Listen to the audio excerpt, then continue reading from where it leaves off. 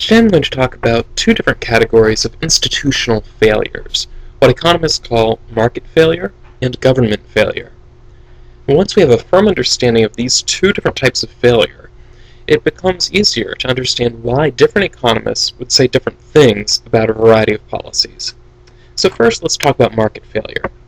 Now, when economists declare something to be a market failure, they simply mean that the market, left by itself, will deliver a suboptimal outcome. Of course, here we have to define precisely what optimality is. Put somewhat roughly, an allocation of resources is considered optimal if society as a whole is as well off as it can feasibly be. Naturally, this is a somewhat sticky definition. After all, I haven't said what it means for society as a whole to be well off, but let's work with it for now. So what then is a market failure? A market failure happens when after the market allocates resources, there is some possibility of making society better off by doing something differently. Economists would generally point to two main examples: externalities and public goods. Now, when the production or exchange of a particular good has an impact on someone who has no direct influence over that production or exchange, we say that there's an externality. That is, the economic activity has effects on someone external to that activity. Classic example is pollution. If I own a home right next to a polluting factory, then my home will probably be negatively impacted by that pollution. So the factory is creating a negative externality for me. The factory owners made this decision to pollute during their process of production, and that created an impact on my house, even though I had absolutely no say in the economic decision that they made. So how is this going to be suboptimal? Well, as I described in my basic economics lessons, the market will produce those things that are most valued using the least valued resources, as profits and losses will drive entrepreneurs in that direction. However, externalities interfere with this process. Here, there's a resource that's being used, being the quality of my house, that is not having any impact on profits or losses.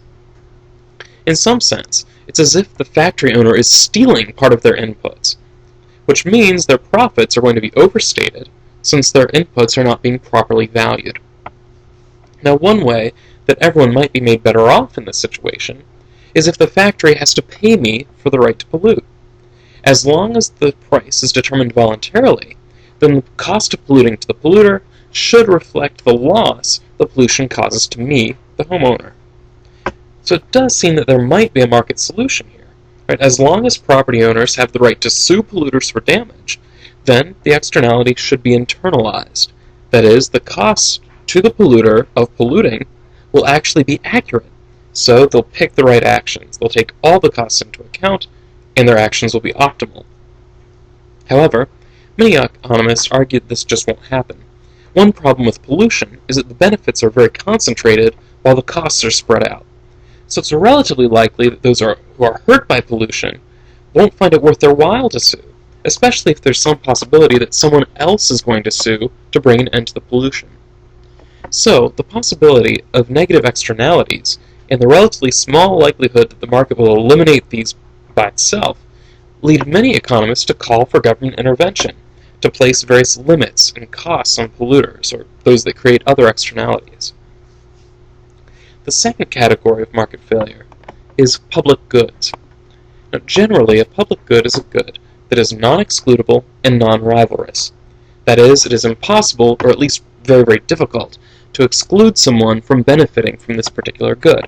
That's non-excludability. Also, one person's use of the good does not diminish another person's use. That's what we call non-rivalry.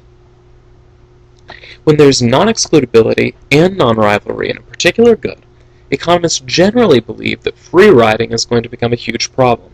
That is, even though I may benefit substantially from national defense, I'll refuse to pay for it voluntarily, because I can get all the benefits from it as long as somebody pays for it somewhere. The result is that the price that a consumer of a public good is willing to pay gets disconnected from the value. Yes, I may place a very high value on national defense, but I'm not going to give voluntarily for it, since my house will be protected either way. Since there's a disconnect between value and willingness to pay, There will be no guarantee that profits and losses will lead entrepreneurs to provide the right quantity of public goods. So we get arguments for having government provide what are perceived to be public goods. So these are the two broad categories. They capture most reasons that an economist might call for government involvement in an economy. In fact, some economists who supported the bank bailout have suggested that bank failures would create very large negative externalities and supported the bailout for that reason. Now let's turn to government failure. Government failure is said to occur when government intervenes and actually makes a situation worse than without intervention. There are a number of reasons this can happen, but I'm going to focus on two: information failures and political failures. An information failure occurs when the information required to arrive at a proper policy is just not available. Friedrich Hayek suggests that the reason centrally planned economies fail is because of information failures. Simply put, the government just cannot get the dispersed, ever-changing information necessary to run an economy well, while private individuals can specialize in knowing specific things and then use the market prices to share that information. Now, information failures would also occur in every single case of public goods. It's simply impossible to know how much of a public good should be provided, because it's impossible to get good, accurate information about the value of public goods from the public.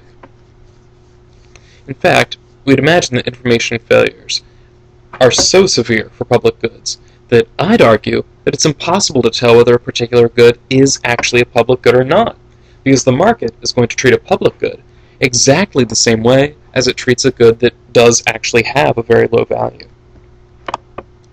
Now, political failures occur when the political process leads the policy outcome to be other than what was intended. My favorite example is regulatory capture. Now, according to this theory of regulatory capture, regulators will end up serving the interests of the regulated rather than the public interest. Some examples of this. A few years ago, before he was Secretary of the Treasury, Hank Paulson, who was CEO of Goldman Sachs at the time, Goldman Sachs is a very large investment bank, he came to the SEC and asked them to loosen up leverage requirements for investment banks to make it easier for them to become more highly leveraged and take on more risk. He succeeded in this, to our detriment. This was a case where an investment bank was declaring to the SEC what policy should be, and the SEC followed suit. Bernie Madoff being another big example. Starting as early as the late 1990s, there were analysts who warned the SEC that Madoff was running an illegal Ponzi scheme. However, Madoff had very close connections with the SEC, so they just chose to ignore these accusations. These are both cases where regulations were being written not for the benefit of the public, but for the benefit of the organizations being regulated. Paulson's Goldman Sachs and Madoff's organization. Often, political failures will arise for free-riding sorts of reasons. After all, the benefits of socially beneficial regulations, good regulations, will be dispersed through all of society. But the costs of these regulations are very concentrated. So there's a very high likelihood that those paying the costs, the regulated, will try very, very hard to get a big voice in forming regulations. So it's not surprising that they often succeed. So, there are some economists who would argue that government failures like these can wipe out most, or maybe even all, of the gains from government intervention in an economy. This is where disagreements between economists often come from. On the one hand, some economists believe that market failures are relatively large and government failures are relatively small. So in this case, intervention is very likely to be useful and will actually lead to a net improvement. For others, market failures are considered to be very small and government failures are very large, so intervention is likely to be counterproductive. Generally, most disagreements about government intervention really come down to this debate. Now, in the current crisis, we can actually see one application of this debate. Generally, those who argue for intervention will claim that the situation we're in is one of market failure. This financial collapse creates large externalities for the economy, so it's the government's job to step in and limit those externalities. We do that through a bank bailout, perhaps. Those who argue against intervention will claim that these interventions we're seeing are a classic case of regulatory capture, and that the whole mess was caused by some combination of regulatory capture in the SEC and information failures at the Federal Reserve. I'll leave to you to decide which story you think is more plausible.